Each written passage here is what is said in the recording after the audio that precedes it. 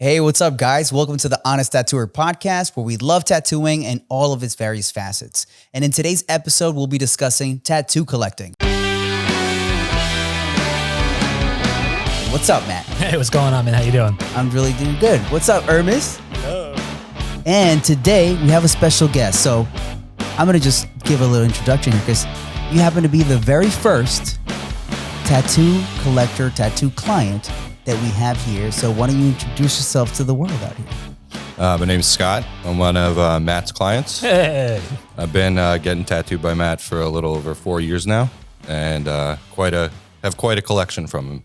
Absolutely. And it's sick, man. It's looking you. awesome. Thank you. I'm giving Scott a new pair of pants. Yeah. Let's start at the beginning. When did you get your first tattoo? About a month after I turned 18, I got a skull top of my arm. Came home, my mom started crying. That was my first tattoo. After that, it was about maybe 2 years of just getting random stuff. Then I took a full 10, 12-year break, and that's when I met Matt, and I was like, this is the guy. I'm getting tattoos from this guy. Is it. You know what? I can absolutely relate. Like, I got my first tattoo when I was 18. Hid it from my mom for about 2 weeks. And then one day I was like putting some lotion on it, like in the bathroom. And then she was like, started slamming. She open this door right now. she knew that something was up. And I opened the door and I was like, what? Let me see. What? And I showed her and she just slapped me in the face. I can't believe you did that. You ruined your body. You're never going to get a job. She was wrong. Now look, she's working for you. yeah, totally different. Now she works with me in a tattoo shop. Insane. She seems so lovely in the shop. So. I know. She looks like she would never slap, her 18-year-old son. But yeah, she did. Man, my first tattoo was on my 18th birthday. And I was working in an office at the time. 5 o'clock rolls around. I go out of work. I go straight to the tattoo shop. And I didn't know this, but my parents, my brothers, my sister were all at my house with cake and dinner ready for me, waiting to like sing happy birthday. And I never came home. I was going to the tattoo shop. But the best part about it was that my mom was not pissed at all. Like, she knew. She was like, he's getting tattooed. He's going to get tattooed right now. And I came home and she was like, let me see it. She was like, she knew. And then she was like, all right, cool. Let's, happy birthday. That's sweet. At least you didn't get slapped. Yeah. Oh, man. What'd your dad say? He didn't really care. He doesn't get it. It's so funny. Every time I show him a new tattoo that I got, he's like, why would you do that? Like, why would you pay to get hurt? It doesn't make any sense. I don't understand it. I was like, at least you get something cool out of it. It's not like going to see a dominatrix that just slaps you for no fucking reason. It just smashes your balls and then you got to pay her for it. Yeah. It's insane. What about you, Hermes? When did you get your first tattoo? Late bloomer, 29 years old. You were 29. So, you made better choices because mine is gone. My very first tattoo has been lasered. It wasn't that great. I went with like an idea, picked something off the wall, and it was over my budget. So I was like, that one. Like, it just changed that quick. I was like, that one. And that was it. I don't hate any of my tattoos, but I've been thinking of bigger ideas for my arm. Yeah. And I'm thinking maybe I should remove one. So I think that sometimes, like, I got little tattoos in the beginning, and then eventually I was like, when I started, I was like, oh man, that's what you can get. And I was like, I want a full sleeve. I wasn't able to get a full sleeve till I was already in my mid 30s, and that was after doing like laser removal for about two years. Yeah. To be able to clear all the stuff that I got from just spontaneous bad decisions. Man, how often do you see people be like, oh, I just want to get a small tattoo here. And then, a couple of months later, let me just, add a little bit to it. Let me add a little bit more a couple of months later. I had to tell so many people, I was like, bro, I see where you're going right now. Let's just do the sleeve. Let's just do the sleeve, bro. Design the rest of the sleeve now the right way. Otherwise, you're going to have like little, tiny patchwork tattoos here and there. It's not going to look great. That's how my arm is. And I hate it. I hate the way my arm looks. It's about 20 different styles, different tattoo artists that nothing goes together, nothing fits right. Like, the one difference, right, is that you're a tattooer, and probably getting those tattoos were big lessons for you. Yeah. I'm teaching the lesson right now. Don't do what I did. But like, even I feel like for me, when I got tattooed and I got small tattoos and from a lot of people. I learned a little bit from everybody that tattooed me, either of what to do or what not to do. Right.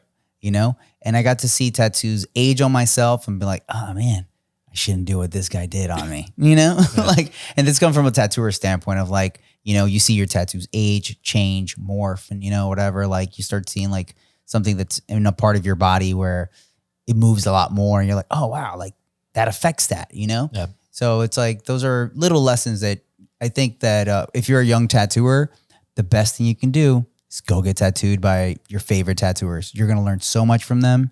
And it's the best way to open a conversation to get some great information on becoming a better tattooer yourself. So Scott, when did that reset for you about like, you took a big break and then it was like, you met Matt and you're like, I want to get tattooed up. So I had a friend recommend him to me. Oh, no way. Who? This girl, Chrissy, she lives up in Pearl River. It's kind of close to her. Did I tattoo her? No. Okay. No, she just found you, send me your stuff. And I was on the fence for about like 6 months. And then I was thinking about ideas and I wasn't sure about, you know, what I wanted to do exactly. And then I came up with a theme for a bunch of my tattoos, which was Native American, Southwestern influence, a lot of turquoise jewelry and Native American spirit animals. Cool. But then I came to him with a ridiculous idea of wanting a bear with an elk a bear riding an elk, holding like, you know, a bottle of moonshine or whatever, something completely ridiculous. That just, you know, looking back on it now, it's just, I'm grateful that I went to Matt with it because Matt took the idea and made it palatable and took out all the ridiculous stuff and gave me a beautiful bear with a headdress and elk on the bottom. And it's something that will last over time. I'm not going to look at it in 10 years and be like, oh, that was a stupid idea. Why did I do that? Do you think that your initial vision of the tattoo looks at all like what you ended up getting? Absolutely not. I think that's huge to know. And when I walked into the shop and you showed it to me, I was like, this is definitely way better than what I could have ever imagined. And that was, I would say at that point, that's when you really won my trust. And I was like, all right, let's go with this. And, you know, maybe I'll get some more. And then look at you now. Then I was, I don't know, 2 appointments later, I was like, I'm just going to book the rest of the year. Like, we're going to just keep going. We're just going to keep going. Yeah, Scott's been in like every month for the last 4 years. That's awesome. You know, I feel like, you know, my clients that I've tattooed like that, you know, like my boy Frank, man, we've known each other for so many years now, and we've known all of the things that have been going on because, you know, you just spend hours upon hours talking about all kinds of shit. You know what I'm saying? So it's a very different experience. And I saw this video the other day from Ryan, you know, talking about like the longevity of a client, you know, and I feel like the more you enhance that experience of when someone gets tattooed and you build your relationship, your rapport, you know, when you come get tattooed, it probably doesn't feel like, you know, you're coming to a business. You're not, I don't know. I get tattooed there and I hang out with my homie that tattoos me, man. Yeah. Like it's a different vibe. You know what I'm saying? For sure. And I feel like that is the most rewarding thing for both the tattooer and the client because it's such an easy experience. You know, you're not like wrestling with his ideas already. You know, you're not like, oh, well, no, you're already, there's the trust has been built, you know? So it lets him get into his flow state of creating way faster without anything. And that confidence that you have in him helps him create better tattoos. Yeah. I feel like those two things are so synergy. It's a big synergy between the client and tattooer that when you have like a client that's always just making the ideas, just every time you have like something start flowing, they just knock it down, you know? And I feel like, oh man, that's a rough tattoo session. Yeah. I think one of the best parts about having a client that trust you the way that Scott trusts me and like how Frank trusts you is that a lot of times, like Scott oftentimes now is just like, do whatever, man. Right? The past two have been like that. It's like, whatever. I don't even care. Fill this Show spot, me, right? show me what you got. Let's do it. And sometimes that's hard because now I gotta I got to come up with something that I know that you will like. But oftentimes it's like, cool, man, I get to be free. I get to do what I want. Like most likely, even if it's nothing that you would think of or want, like I could probably show you pretty much anything at this point, you know, considering it's still a decent looking tattoo. You'll be like, all right, yeah, fuck it, let's do it. That's sweet. That's sweet. That's a great feeling, man. Do you know how much time you've invested into your legs? I want to say it's over 100 hours. Probably. I think it's probably a little over 100 hours. Holy But I've crap. completely lost track of it. So I'm gonna put a picture. I'll actually put the reel of you spinning around on that stool, which was a couple of sessions ago. So we've added more since then. But do you have any idea of how many pieces there are? 7 per leg, seven or 8 per leg. Okay. Yeah, I got my foot, both sides of my calf, knee, back of knee, both sides of my thighs, and then back of the thigh. So each one was probably 2 sessions, right? I don't think we did any of them in one, did we? The back of one of my knees we did in one, Yeah. which was a horrible mistake. I think I remember clinching to the table with my head down, just like, oh my God, just please be over. for people that, you know, that are not tattooers, for tattoo collectors, you know, so there's 2 kinds of sleeves, right? There's a tattoo sleeve that is one big cohesive image. Kind of like this right arm I have just 2 things on that arm. It's literally just a tiger and a snake, cherry blossoms. That's it. There's nothing else there. And then there's this arm where I have a bunch of small kind of tattoos, and eventually it's filled up the whole arm. You know, I have one big tattoo up top and then smaller tattoos there. They're both sleeves. They're both different. They can both look very good. It's like the difference between seeing like a traditional tattoo sleeve or a neo-traditional tattoo sleeve, like, you know, kind of like yours, where you have a lot of different pieces, but what ties them together is both subject matter in your case, and because Matt's has done them all, there's a sense of like color palette, you know, and that gives it that uniformity and that balance and that harmony. And I feel like it's like, think of your leg as your house, right? You wouldn't just start putting all of these random freaking pieces of furniture, artwork all over your house. It would feel just uncomfortable being there, you know? And I feel like I've seen arms that have that, kind of like what you're talking about with your own arm, where there's like all these things from different styles and different things, you know? And like some people like that.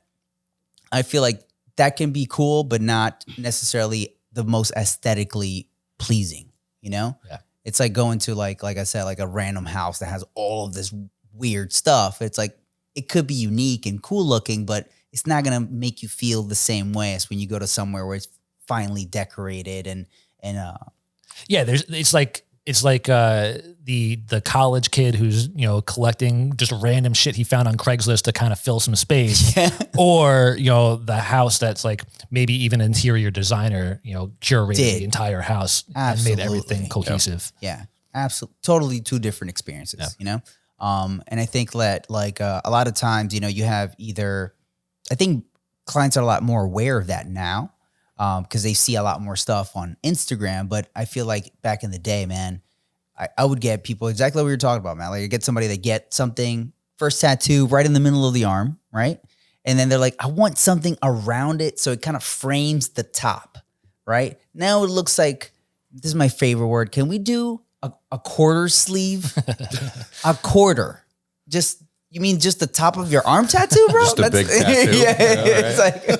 it's like if this is a half, quarter is just this little bit right here, dude. Like this is the top of your arm, and then little by little they would just keep going, and then they would end up with this like patchwork, and then the worst thing that I think that you can do, and if you're doing this kind of patchwork stuff, which I think I made that mistake early in my career because people just wanted it, is to start adding background to it. Yeah. Scott and I were actually talking about that before. Yeah. Like starting background. I'm like, no, just keep getting tattooed. Background is it's the little bit in betweens. You shouldn't have one huge gap of background there, and it's not going to work. Or getting tattooed by people that do their tattoos but refuse to tie it into the other tattoos around them. That happened to me as a client multiple times. You know, where I would get a tattoo by someone and be like, hey man, could you just smooth that into the other tattoo. Like, nah, man, I don't want to. Yeah. What is it? They don't want to touch anybody else's work, or I don't know. I don't know. I feel like, you know, the funniest thing, one time I get tattooed by this guy and I was like, dude, could you just like, you know, smooth it? He's like, you're a tattoo artist. What are you doing? Dude, he was like, you do it one of these days. Man, I'm gonna drop a name right now, but I'm gonna bleep this out so that we don't hurt anybody's feelings. So I was tattooing. I don't know if he was an apprentice or maybe he was just like a kitchen wizard or whatever. But I tattooed this guy who originally got tattooed on his upper arm by Okay. right up here. Yeah. All right. So after he started that tattoo up on his upper arm, I then tattooed this guy down on his lower forearm. Okay. Nowhere's near piece. Yeah. Not even intending to bring them together or anything like that. Yeah. So now this guy goes back to finish this tattoo up on his other arm, and he's like, "Bro, I'm not touching you now. Like you got tattooed by somebody else. I'm not finishing this tattoo." What? Refused to finish it. He would not touch that tattoo anymore. Wow. The top of his arm. The top of his arm. What? Yeah. Well, man. So I know, and he tattooed me, and was it Biomech that he had at the top? Yeah. So this is his Biomech days, which is very different than like post Biomech. But like, I feel like when he started the upper arm, he had an idea of like, I'm making a full sleeve out of this. Probably. And the guy was like, I don't really care about a full sleeve anymore. I just want to get a banger over here, you know? Oh man. I mean, I would feel really bummed as a tattooer as well. Like, you know, if I'm not a tattooer, I would feel really bummed. I would feel really bummed too. Like if I started like a Japanese sleeve on somebody and like I did like the worst. Let's say I just started like this dragon, you know, and I'm thinking of adding the rest of the body of the dragon, and then he gets like a stipple tat on the bottom of his arm. I'd be furious. I would be pretty pissed off. I mean, I get that. I don't know if that was the idea.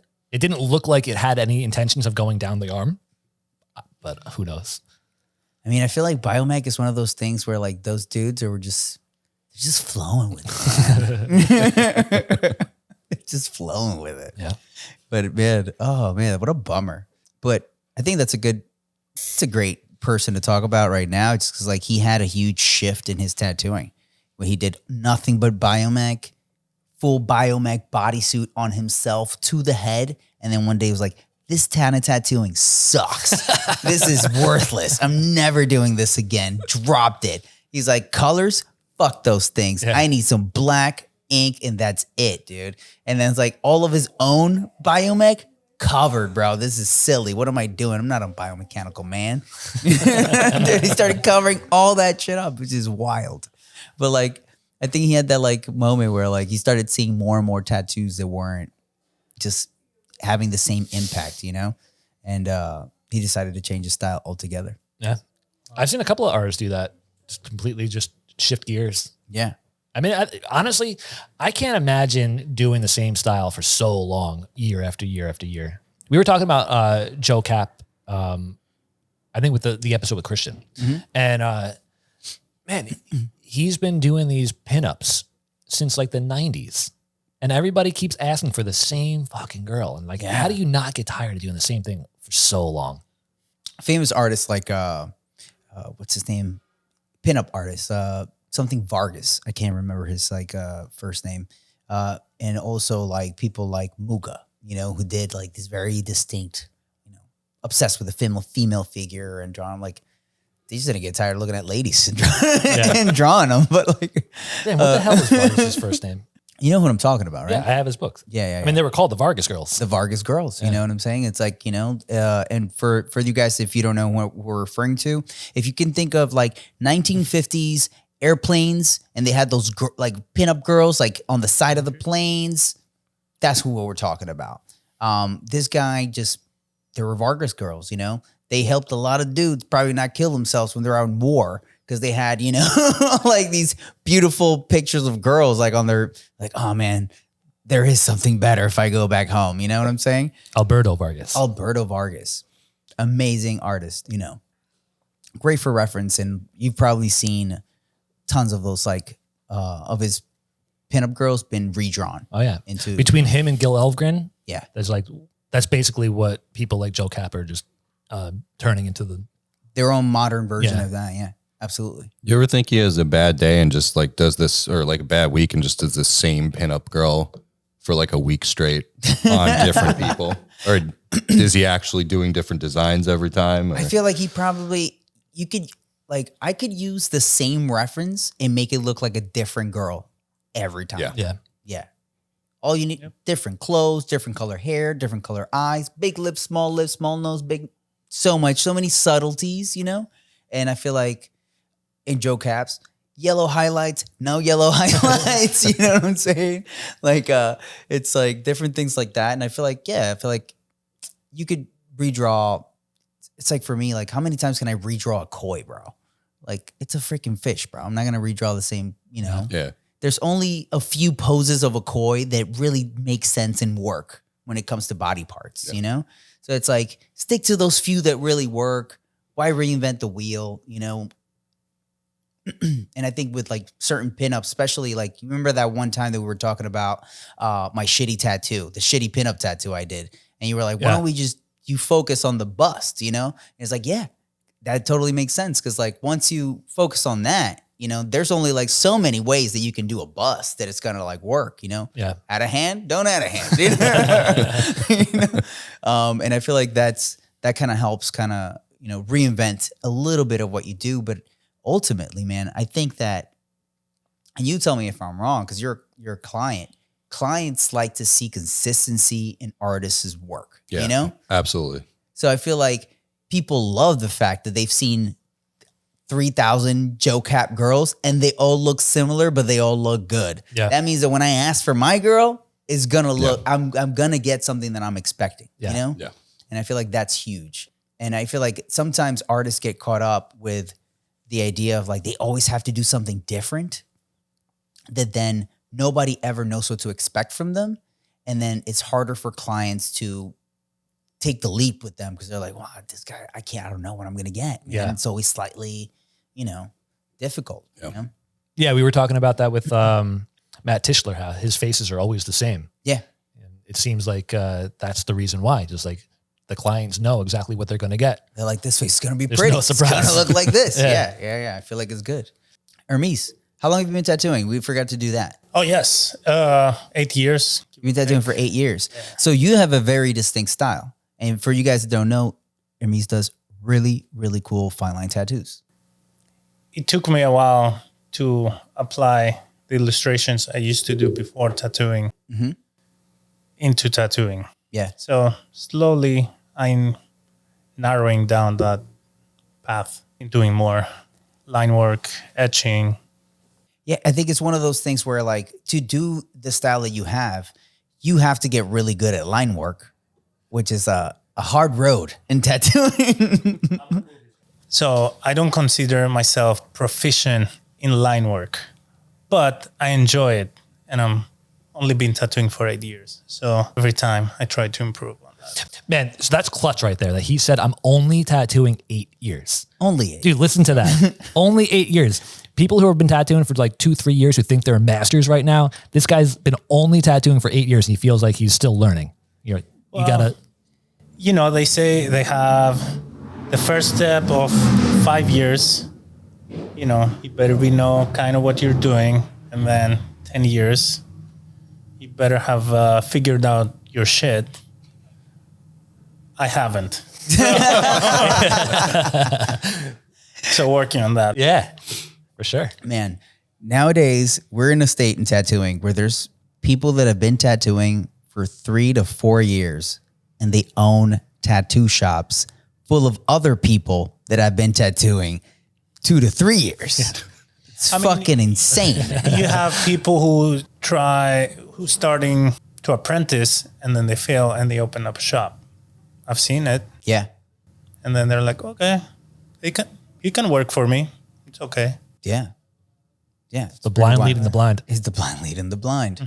I think one of the biggest things in tattooing is like, find a shop with experienced artists and it'll help your progress so much faster. Yeah. Than just being with a bunch of other people that are at your same stage, and you're trying to learn together, but there's nobody there to really like help you guys out. Yeah. Scott, let's talk about you some more. All right. For people, what would you tell somebody that, you know, is thinking of embarking on that kind of journey of like, man, I want to get as tattooed as you? Do your research, know what you want, know what's going to last a long time, know what you're going to be able to look at when it's sagging when you're 80 and it's not going to make you upset. And the subject matter is, you know, something close, near and dear to your heart, something that means something to you. I mean, that's what I work with. I know a lot of people who get a lot of stupid tattoos. Yeah. My cousin's full of them. They're great. They're amazing.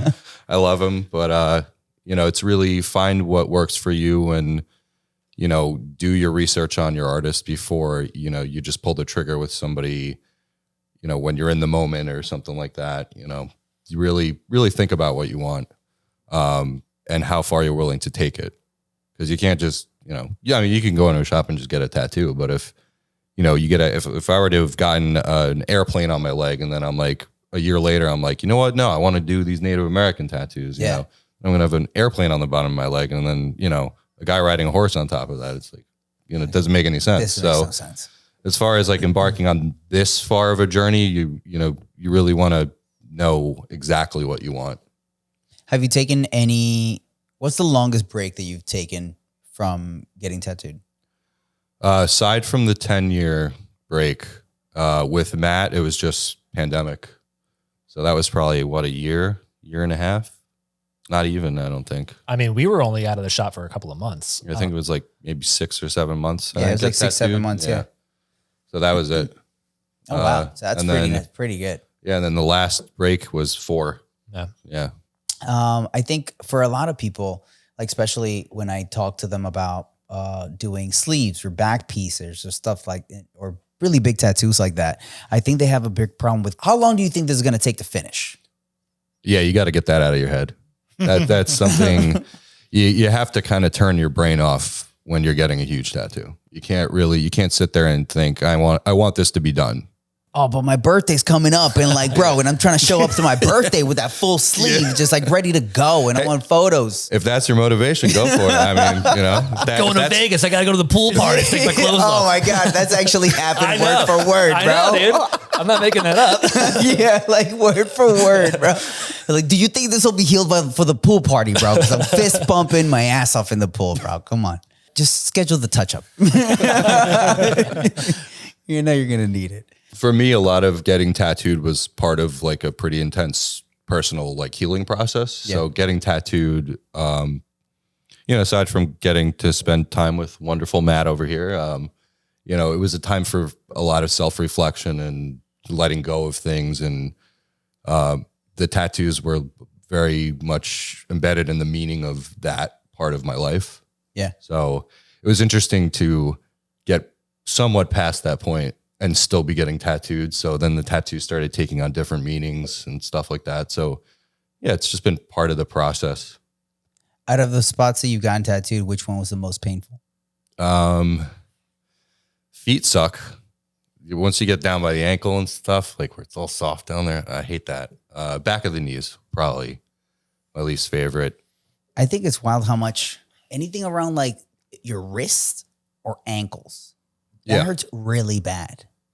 Yeah. To the point that I was like, every time without fail, I was like, oh no.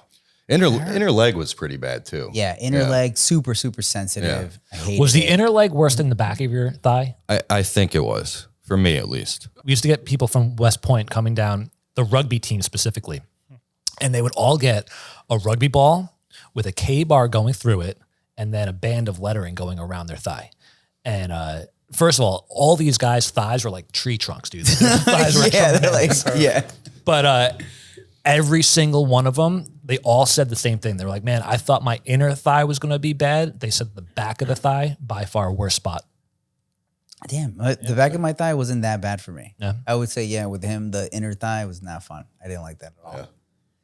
Even just the position is so vulnerable. You're just sitting there, just all like, just all open, dude. It just doesn't feel good. You're like, oh boy, this could be bad. You know, and their head's like right in front of your crotch, like right there. Oh man. And then I feel like another thing that people always is budgeting. You know, in order to get a giant tattoo, it's always like, this is always how the question comes up during so how much do you think this is going to cost? Yeah. And I'm like, oh man, this could be like, we're thinking maybe 25, 30 hours at this much per hour. And they're like, whoa, that's so much money, But I'm like, yeah, but it's going to happen over the course of, you've been getting tattooed for 4 years, Yeah. And then like, you're going to have this for the rest of your life. Someone told me this and I applied to other things. They were like, your cell phone is the cheapest thing that you own because you use it the most than anything else. So even if like Apple charges $2,000 for a phone, they're still giving you a pretty good deal on it. Because at the end of the day, think about how much you use that shit and for what you use it for. Yeah. It's for everything. So like if you have a tattoo, maybe it costs you a lot of money for 5 years, but then you're going to have it for 20, 25 years, 30 years. And you're like, oh shit, that shit wasn't actually that bad. By that year, we've already spent that money. Yeah. That money's been gone.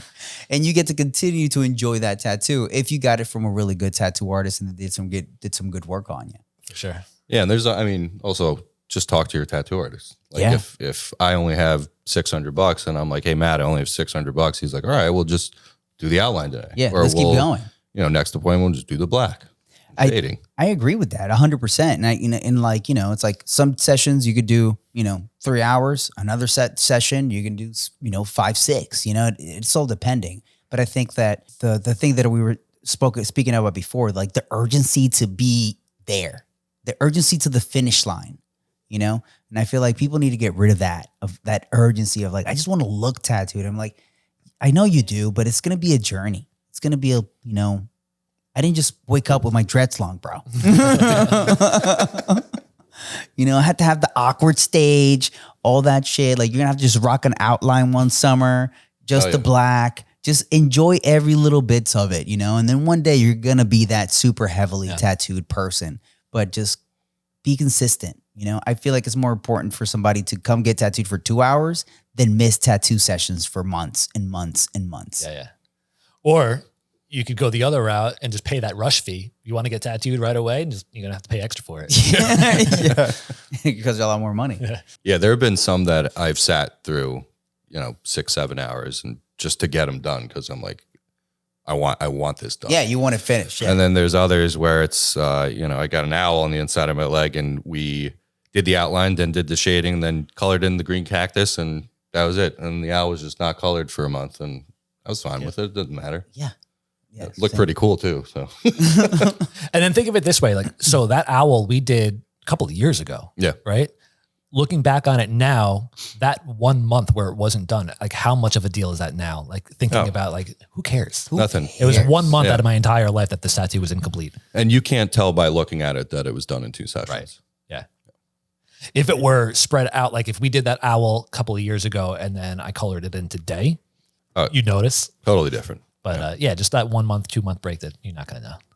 Which what do you think about doing this? What if instead of approaching like a leg sleeve in the form of like, do a tattoo, do the black lines, shade it, you go and color it, you just do tattoo, black lines, shading, no color, add tattoo. And then after you do all of them and they reach that level of lines, black is done, then you go back and then you pick a palette now and then you apply that palette everywhere else just for the sake of more consistent aging, of the tattoo. That way, like the first tattoo, the color's not 4 years old by the time that we finish, the tattoo much later. Cause it always happens where you do it and then later on, like 4 years, like, I'm going to go back to that tattoo. Yeah. I'm going to go back to that tattoo that we did like 3 years ago to get it back up, to speed to this tattoo. I mean, that's exactly what I'm doing with my guy, Sebastian, right now. We have, what's on his arm? He's got like a lumberjack lady, the one with the yellow goggles. Yes, right? yes. So there's a lumberjack lady on top. He's got a wolf, a bear, a pheasant on his arm, and then he's got a fox eye. So he wanted like this kind of like foresty, kind of woodsy themed. And that's exactly what we did. We outlined and gray shaded the entire arm before we started coloring anything. And we did it just like your leg. We did piece by piece. Yeah.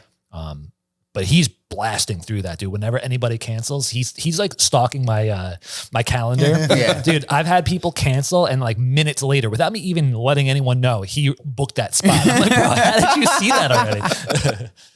Oh, he probably figured out some kind of app like kids have got sneakers, you know, Notifications. sneakers. Yeah. He's like, yeah, He's got a bot just waiting to book his appointment. yeah, absolutely. But yeah, he's in like every week or every 2 weeks, he's coming in and getting more to that tattoo. So like his entire sleeve will be done in just a few months. That's awesome. Yes. Frank has both legs done by me, and it's been like 2 years because he's just the only break that we took was same as you, pandemic, you know, and it was like a matter of like coming steadily every 2 weeks and sitting for as long as I'm down a tattoo. Like whenever you're done, dude, we're done. I'm like, holy shit, you're a fucking machine, bro. Yeah. Like, dude, every time I get tattooed, you get 3 hours out of me. 5 if we have to finish it, you know? But 3, anything over that, I'm like, this sucks. I don't want to do this. This is terrible. Yeah. Yeah. It's the worst part of like having tattoos is getting them. But no, actually healing them is the worst part. But getting them is second sucky. I feel like now though, like it's true. Like since they came up with the healing film shit, the Tegaderm? the derms, with all the derms changed the game. I used to hate getting a tattoo healed. Now it's so much easier with that. So I haven't been tattooed in like 5 years. I want to be like, womp, womp, womp, womp, womp. And I was actually thinking about this today. I've never used numbing cream and I've never used Sanaderm. Yeah. I want to get tattooed purely just to use that stuff so I can actually have the experience. The to talk experience about of what is this like? it. Yeah. Dude, let's do it. Hell yeah. We got to trade some tats, Matt. Yeah. Let me see. Anybody got some? I got nothing. I thought you were going to have some stuff AI generated from ChatGPT. Everything I've said so far came up from the top. You're pretty good. Yeah. John GPT. Yeah. Like shit, I'm still using my brain. People do that? So Scott, what's your longest session? What was my longest session? Probably 7 hours, maybe. Yeah, probably something like that. Yeah, That's long. probably 7 hours. Oof. Yeah, my back hurt more than the tattoo. Laying down for that long is A lot of times Not I'm easy. the one that taps out before my client does. Yeah, same. I'm usually by the time like either my brain's fried or my body's just like, Yeah. stand up, bro. We need to get away from here. I start taking very short breaks after an hour and a half, even if it's for 30 seconds. I'll take a break Yeah. Yeah, I do that It too. helps a lot. just to change the gloves. I'll Yeah. find an excuse. Yeah. Yeah, I like to walk away from my tattoo for a little bit. I can't just stare at it nonstop. It's just, I gotta walk away, stop thinking about it. And when I come back to it, my eyes feel better. I'm like, okay, now I see that. And also just letting the skin just like relax for a little bit. And then you can really see if you're saturated something to its full Yeah. potential, It's like, oh man, so much better just to walk away, come back. But then the downside of that is that when you get back, your client's like, oh fuck. yeah. I don't know if I've ever mentioned it on the podcast before, but I'm the type of person I hate people waiting for me, right? So when I take a break, if it's because I need to take a break, I try to do it as quick as possible because sometimes like I'll get up, I'll come stand at the bar over here, like I'll just, check my phone real quick, I'll have a snack, I'll talk to, whoever's around, and I'll peek out of the corner of my eye. My client's sitting there waiting, and I'm like, oh man, I gotta go back over there. Like, I do that too sometimes. like they're checking their time, like, come on, guys, let's go. You pay me by the hour over here. That's why I just step outside. Yeah. That's why I don't have to look at them looking at me. Oh, just go outside and just, it was easy too when we were downstairs because then people could just be like, I'm just going to leave this room altogether and go over there. You ever notice that the people downstairs when they're getting tattooed, when it's time to take a break, they don't want to come upstairs? Yeah. It's so weird. This is right here. It's like a different, I don't know. It's like a different world down there. It is. Yeah. Dungeon. Yeah. I feel like, from tattooing there, I feel like it would put me in a very tat mode mentally. Like, when I would be down there, I'm like, there's no lights, no sunshine, No windows, just nothing. tats, no windows. You don't I was know like, what time it is. yeah, you don't know what time. You're just in it, And And I feel like, even just being up here, people walk around, you hear the crazy person walking down the street saying wild shit. There's little things that kind of like, for a second you look, and downstairs you just don't have that. It's just machines buzzing, people talking, music bumping, and just tats. That's it. So Scott, you've been tattooed at Bowery. You've Yep. been tattooed downstairs here, and today was your first time getting tattooed on Upstairs. this floor up here. What out of the three, which do you like? How's your experience with all of them? I'd say it's a little strange being right next to the window. Yeah. But it's also kind of cool because I'm like, oh, look at me. I'm getting tattooed on the Lower East Side.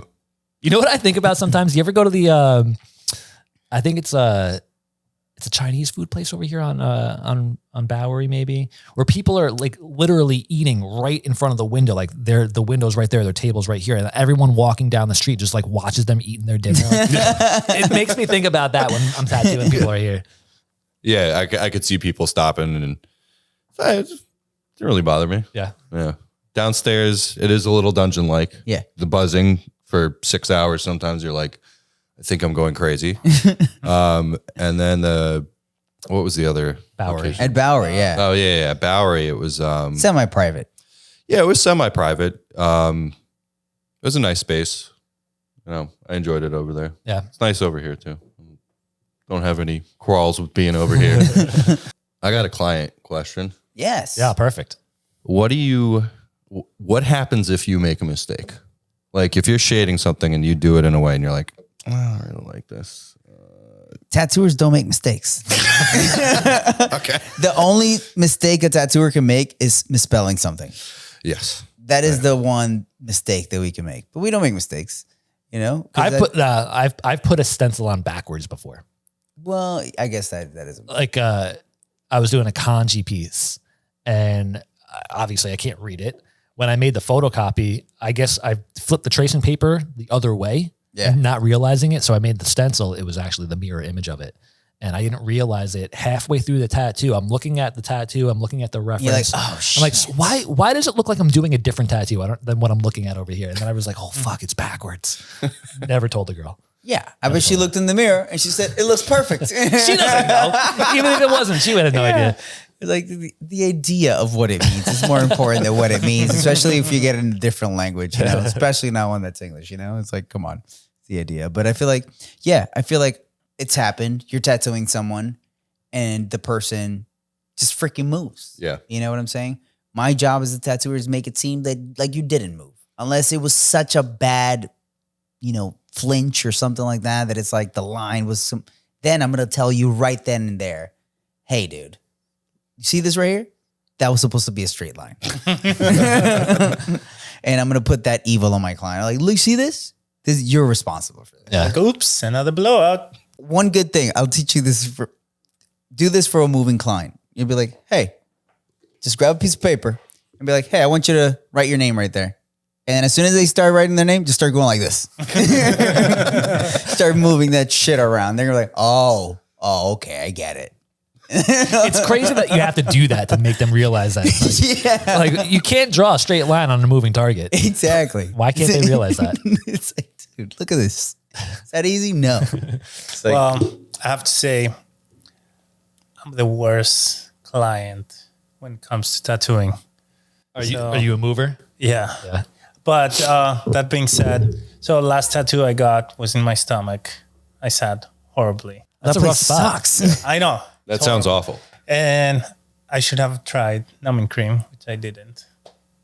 But from now on, Is it Like, I finished? yeah, that's finished. It was like 3.5 hours. Okay. But I want to get my ribs, definitely numbing cream. Yeah. Should we wrap it at a good wrap or should we just cut it? I think we should do a good rap. I don't know what you have in mind, but